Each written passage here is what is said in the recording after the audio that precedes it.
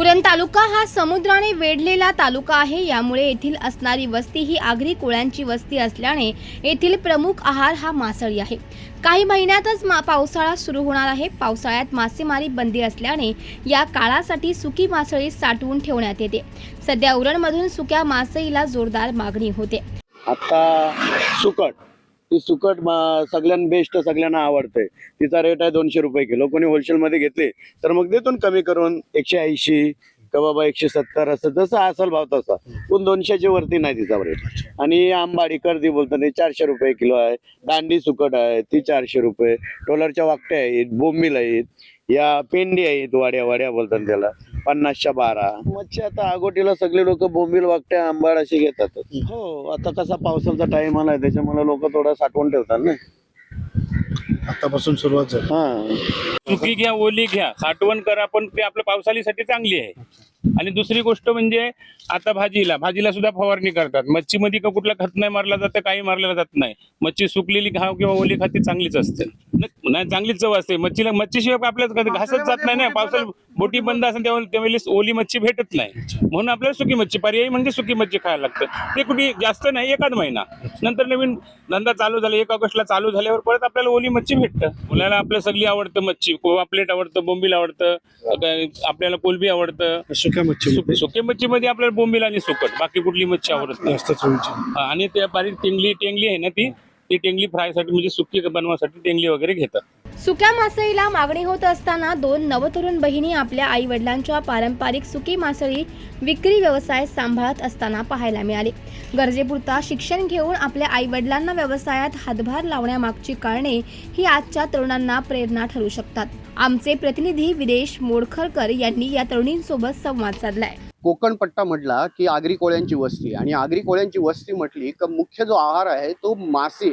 आणि मासे जर म्हटले तर आजच्या परिस्थितीला पाहिलं तर माशांची आवक जी आहे ती घटली आहे, आणि त्याच्यामुळे सुकी मासळी जी आहे त्या सुकी मासळीकडे लोकांचा कल जो आहे तो वाढलेला आहे। आणि यामुळे ही सुकी मच्छी घेण्यासाठी नागरिक सुक्या मच्छीकडे वळत आहेत। आणि अशाच प्रकारे आपण जर बघितलं तर उरण तालुका असेल, पनवेल तालुका असेल, किंवा रायगडच्या संपूर्ण किनारी भागावरती सुक्या मच्छीसाठी आता लोक गर्दी करत आहेत। आपण आहोत आता दिघाटी या गावामध्ये, आणि या दिघाटी गावामध्ये हे सुक्या मच्छीचं एक दुकान आहे। आणि हे दुकान जर बघितलं तर काही तरुण मुली दुकान चालवत आहेत। हा जो व्यवसाय आहे हा पारंपरिक व्यवसाय आहे। त्यांचे आई वडील हे हा व्यवसाय चालवत होते, आणि त्यांच्या 12वी नंतर आज या 2 मुली ज्या आहेत या 2 मुली हा व्यवसाय चालवत आहेत। एकंदरीत जर बघितलं तर ह्या सुक्या मच्छीचा व्यवसाय या 2 वर्ष करत आहेत, आणि त्यांना विचारलं असता त्यांचा कल या व्यवसायाकडे जास्ती असताना आपल्याला दिसतोय। रुचा, काय म्हणशील, तू हा व्यवसाय करतेस, तुला व्यवसाय करताना आई वडिलांचा व्यवसाय कसं वाटतं? आता मजा वाटते भरपूर, म्हणजे असं वाटतं आई बाबाला मदत केली म्हणजे चांगली गोष्ट आहे। एक प्रकारे घरून बसायच्या पेक्षा इथे आल्यावर चांगलं वाटतं। म्हणजे एक प्रकारे आई आपल्याला वाटायला नको, बारकी मुलं घरात बसून सुद्धा काम नाही करत, म्हणून त्यांच्या मदतीसाठी इथे आम्ही येतो, आम्हाला चांगलं वाटतं। 12वी पर्यंत शिक्षण केलं, त्याच्या पुढे शिक्षण करावं असं वाटलं नाही? तू आई वडिलांना मदत करायला तयार झाली? वाटलेलं, पण आई बाप्पा बोलत होते बस 12वीचे पुरं 13वी कर। मी म्हणालो नको, मुलींना शिकून फायदा असतो पण तेवढा पण नसतं। आपल्या गावा लोकांनी ठिकाणी बोलावकरे नोकऱ्यांसाठी नाही पाठवत, म्हणून मी पुढे निर्णय घेतला का आई आपल्यालाच मदत करू शकत। तू सुद्धा आई वडिलांना मदत करण्यासाठी या ठिकाणी दिवसभर रस्त्याच्या कडेला बसून हा व्यवसाय करताय। काय एकंदरीत भावना आहे? म्हणजे थोडंसं वाटतं की मुलीच्या जातीने असं करावं नाही करावा, पण एक मन करते की आपण पण आपल्या आई बाबाच्या टकल्यावर बोज नाही बनावा असं काही वाटतं। म्हणजे मुली असतात की आई वडिलांच्या टकल्यावर बोज असतात, बरं की असं केलं तर असं, म्हणजे मुलींची इज्जत असतं ती आई बाबाच्या हातात, आणि मुलाची इज्जत म्हणजे मुलांना काहीच नाही, पण मुलींना जास्त असतं ना। त्याच्यामुळे मम्मी पप्पाच्या इथे असं बोज नाही बनावा की असं, याच्यामुळे। तुम्ही तरुण मुली आहात, तरुण मुली असताना सुद्धा तुम्ही असं रस्त्याच्या कडेला बसून आई वडिलांचा व्यवसाय सांभाळताय।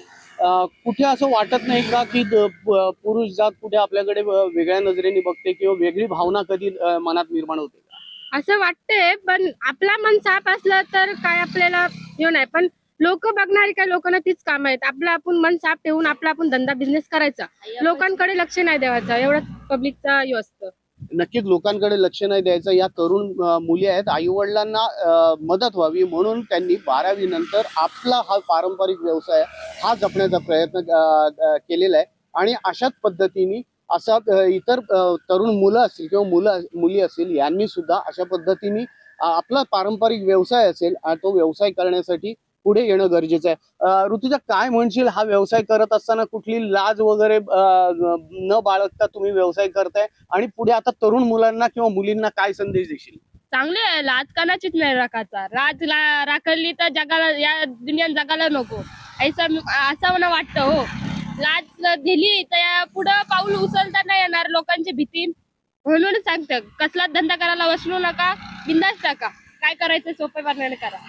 नक्कीच लाज जर बाळगली तर कोणताही व्यवसाय करता येणार नाही किंवा समाजात वावरता येणार नाही. त्याच्यामुळे लाज न बाळगता कोणताही धंदा असेल किंवा कोणताही व्यवसाय असेल, हा व्यवसाय करण्यासाठी लाज न बाळगता पुढे येणं गरजेचं आहे. आणि आई वडीलच नाही, आपल्या स्वतःच्या स्वार्थासाठी किंवा स्वतःच्या स्वाभिमानासाठी सुद्धा आपण व्यवसायात ठामपणे उभं राहिलं पाहिजे, असं या दोन बहिणींचं मत आहे. आणि त्याच मतानुसार त्यांनी जे काही आई वडिलांना जी साथ देण्याचा प्रयत्न केलेला आहे तो खरोखरच वाखाणण्याजोगा आहे. आणि म्हणूनच ह्या ज्या मुली आहेत या मुलींप्रमाणे इतर मुलांनी सुद्धा अशा पद्धतीने व्यवसाय असेल, नोकरी असेल किंवा आणखी इतर काही उदरनिर्वाहासाठी आपण केलेली खटाटोप असेल, हा करणं महत्त्वाचं आहे. आणि कोणतीही लाज न बाळगता समाजात ठाम उभं राहणं हे आजच्या काळात गरजेचं आहे. त्यामुळे या मुली ज्या आहेत या मुली नक्कीच स्वाभिमान आणि गर्व बाळगून आपला व्यवसाय करत आहेत. नवराष्ट्रासाठी वीरेश मोडखरकर, उरण, रायगड.